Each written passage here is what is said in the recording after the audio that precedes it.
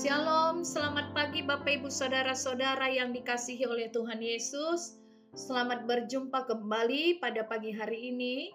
Kita sama-sama akan mendengarkan firman Tuhan. Karena itu Bapak Ibu Saudara-saudara, mari terlebih dahulu kita berdoa.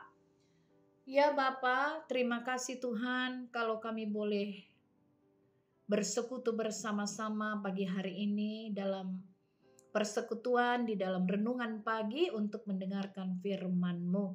Maka biarlah Tuhan Yesus, hati dan pikiran kami dikuasai oleh Roh Kudus-Mu Bapa, agar firman Tuhan boleh menjadi firman yang hidup bagi kami, menjadi rema bagi setiap kami. Terima kasih Bapa di surga, terpuji nama Allah Bapa di dalam Kristus Yesus Tuhan kami kekal selama-lamanya. Amin. Bapak Ibu Saudara-saudara, firman Tuhan yang akan kita dengar pada pagi hari ini diambil dari kitab 1 Raja-Raja 17 ayat 16. Demikian dikatakan oleh firman Tuhan. Tepung dalam tempayan itu tidak habis dan minyak dalam buli-buli itu tidak berkurang, seperti firman Tuhan yang diucapkannya dengan perantaraan Elia. Demikian firman Tuhan. Bapak Ibu Saudara-saudara yang dikasihi oleh Tuhan, tentu cerita tentang Elia dan seorang janda di Sarpat, seorang perempuan, janda di Sarpat bersama dengan seorang anak perempuannya, bukanlah suatu cerita yang asing bagi kita. Kita mengetahui bahwa Elia menolong janda di Sarfat ini karena demikianlah firman Tuhan yang diucapkan oleh Tuhan Allah kepada Elia. Elia menjadi perantara, Tuhan ingin menyampaikan berkatnya kepada janda di Sarfat. Memang dalam situasi kemarau yang panjang yang terjadi di wilayah Sidon di Sarfat membuat banyak orang yang menjadi kelaparan, termasuk persediaan makanan yang hampir habis seperti yang dialami oleh perempuan janda di Sarpat itu. Ketika Elia mengatakan kepadanya, cobalah ambil bagiku sepotong roti, maka perempuan itu mengatakan, sesungguhnya tidak ada roti padaku sedikit pun kecuali segenggam tepung dalam tempayan dan sedikit minyak dalam buli-buli. Bahkan dikatakan oleh perempuan itu kembali kepada Elia, kemudian jika aku pulang dan mengolahnya bagiku dan bagi anakku, setelah kami memakannya maka kami akan mati. Yang menggambarkan bahwa memang tidak ada lagi persediaan makanan apapun baginya. Dan bagi anak perempuannya hanya segenggam tepung dalam tempayan dan sedikit minyak dalam buli-buli. Betapa menyedihkannya. Bapak Ibu Saudara-saudara, bayangkan sudah tidak ada lagi persediaan makanan sama sekali. Kita bisa membayangkan hal itu Bapak Ibu Saudara-saudara ya. Maka setelah makanan mereka habiskan, setelah itu mereka tidak bisa lagi berbuat apa-apa karena tidak ada lagi persediaan makanan bagi mereka. Tetapi pertolongan Tuhan kepada setiap umatnya tepat pada waktunya. Ini yang kita lihat Bapak Ibu Saudara-saudara. Bagi orang yang sungguh percaya kepada kuasa Tuhan Allah. Kita dapat mengatakan bahwa perempuan Sarpat itu percaya kepada Tuhan Allah. Mengapa demikian? Ya, karena ketika Elia mengatakan kepadanya, di ayat 14 itu dapat kita baca, sebab beginilah firman Tuhan Allah Israel. Tepung dalam tempayan itu tidak akan habis, dan minyak dalam buli-buli itu pun tidak akan berkurang, sampai pada waktu Tuhan memberi hujan ke atas muka bumi. Itu dikatakan oleh Elia kepada perempuan di Sarpat itu. Dan perempuan itu mempercayainya, sehingga dia mau berbuat seperti apa yang dikatakan Elia. Itu di ayat 15. Lalu pergilah perempuan itu dan berbuat seperti yang dikatakan Elia. Ini luar biasa Bapak Ibu Saudara-saudara. Ketika Elia mengatakan sesuatu hal yang sepertinya mustahil. Ketika Elia mengatakan bahwa tepung dalam tempayan itu tidak akan habis dan minyak dalam buli-buli itu pun tidak akan berkurang, dia mungkin akan berpikir, bisa saja orang berpikir dengan logikanya, mana mungkin. Masa iya tepung dalam tempayan tidak habis-habis, minyak juga demikian tidak akan habis-habis. Bagaimana mungkin Elia bisa membuat hal itu? Bisa saja dalam pikiran perempuan itu begitu terjadi. Pikirannya bahwa bagaimana mungkin hamba Tuhan ini bisa membuat tepung dalam tempayan tidak habis-habis? Bagaimana caranya? Apakah dibelinya? Apakah kemudian dia membuat mujizat dan sebagainya? Bisa saja. Bapak Ibu saudara-saudara, perempuan di Sarfat itu berpikir demikian, tetapi itu tidak terjadi kepadanya. Dia sungguh-sungguh meyakini dan mempercayai apa yang dikatakan oleh Elia kepadanya.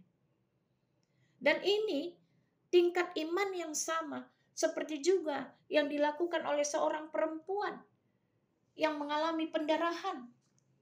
Dia percaya bahwa Yesus Kristus akan bisa menyembuhkannya. Luar biasa cerita tentang seorang perempuan yang sakit pendarahan dalam Markus 5 ayat 34. Ketika itu banyak orang. Lalu Yesus tiba-tiba merasakan ada tenaga yang keluar dari dirinya. Itu pada ayat 30. Lalu kemudian Yesus berpaling di tengah orang banyak dan bertanya, siapa yang menjamah jubahku? Orang begitu banyak berdesak-desakan pada waktu itu. Lalu tiba-tiba datanglah seorang perempuan yang takut dan gemetar ketika mengetahui bahwa Yesus mengetahui bahwa ada yang menjamah jubahnya. Lalu dengan tulus memberitahukan kepada Yesus apa yang telah diperbuatnya.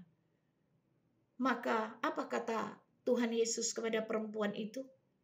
Hai anakku, imanmu telah menyelamatkan engkau, pergilah dengan selamat dan sembuhlah dari penyakitmu. Itu yang dikatakan oleh Tuhan Yesus kepada perempuan itu. Jadilah seturut dengan imanmu, imanmu telah menyelamatkanmu. Itu yang dikatakan oleh Tuhan kepadanya. Bagaimana dengan kita? Apakah kita memiliki iman yang hidup? Apakah kita percaya benar-benar kepada janji Tuhan? Apakah kita percaya dengan kuasa Tuhan? Apakah kita sampai saat ini Bapak Ibu Saudara-saudara memiliki pengharapan yang hidup kepada Kristus Yesus? Atau pengharapan kita sudah mati? Atau pengharapan kita hanya suam-suam kuku, setengah percaya, setengah tidak kepada Tuhan, sehingga pengharapan kita pun hanya sampai di awang-awang. Bapak Ibu Saudara-saudara, kita telah melihat dalam sejarah kehidupan manusia bagaimana perbuatan-perbuatan Tuhan yang ajaib terjadi di tengah-tengah kehidupan manusia. Bagaimana Tuhan memberi kekuatan kepada yang lemah, menjungkir balikan matematika kehidupan manusia. Kalau orang berpikir 1 tambah 1 ya sama dengan 2, itu matematikanya. Tetapi di dalam iman pengharapan yang hidup kepada Tuhan, di dalam kehidupan ini, 1 tambah 1, bukan 2 bisa 4, bisa 5. Karena perbuatan Tuhan yang menakjubkan, yang ajaib, yang diterima setiap orang yang sungguh percaya. Apa yang dialami oleh janda di Sarfat adalah suatu bentuk bagaimana yang memberitahukan kepada kita bahwa Tuhan Allah adalah Tuhan yang hidup. Kristus Yesus, Tuhan yang kita puji dan sembah, adalah Tuhan yang hidup, yang tidak akan tinggal diam. Ketika orang-orang yang sungguh percaya dan berpengharapan yang hidup kepadanya meminta tolong kepada Tuhan, menengadahkan wajah kepada Tuhan, memberikan tangan untuk dipegang oleh Tuhan, memberikan hati kepada Tuhan di dalam hati yang sungguh-sungguh memohon pertolongan Tuhan. Apakah Tuhan tidak mendengar? Apakah Tuhan tidak siap menolong? Bapak Ibu Saudara-saudara, inilah yang harus kita renungkan di dalam kehidupan kita. Apakah iman percaya kita masih suam-suam kuku? Apakah masih takut dan khawatir begitu rupa di dalam diri kita, sehingga kita tidak lagi benar-benar sungguh percaya kepada pertolongan Tuhan? Atau kita sampai saat ini masih terus, dan untuk sampai selama-lamanya kita akan masih terus percaya kepada Kristus di dalam iman dan pengharapan yang hidup. Ada amin, Bapak Ibu Saudara-saudara. Kita memiliki iman yang hidup. Maka dikatakan oleh firman Tuhan, imanmu sebesar biji sesawi, maka gunung pun akan bisa kau pindahkan.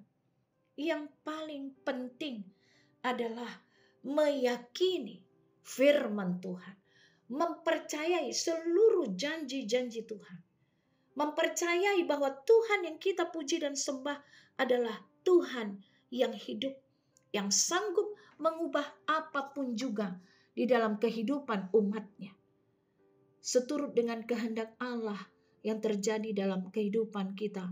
Bapak Ibu Saudara-saudara yang dikasihi oleh Tuhan, Tuhan merancangkan masa depan yang indah dan penuh harapan kepada setiap orang yang sungguh percaya. Maka mari jangan kita ragukan hal itu.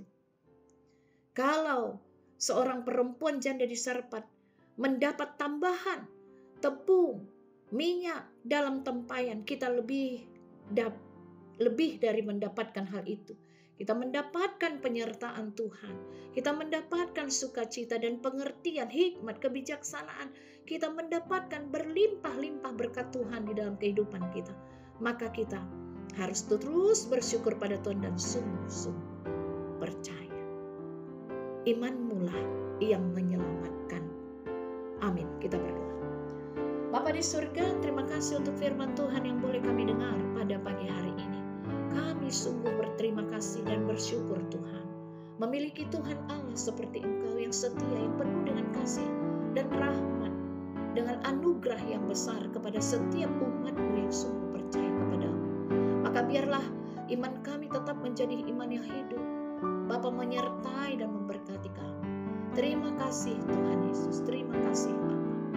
Biarlah firman-Mu boleh menjadi ya dan amin dalam kehidupan kami.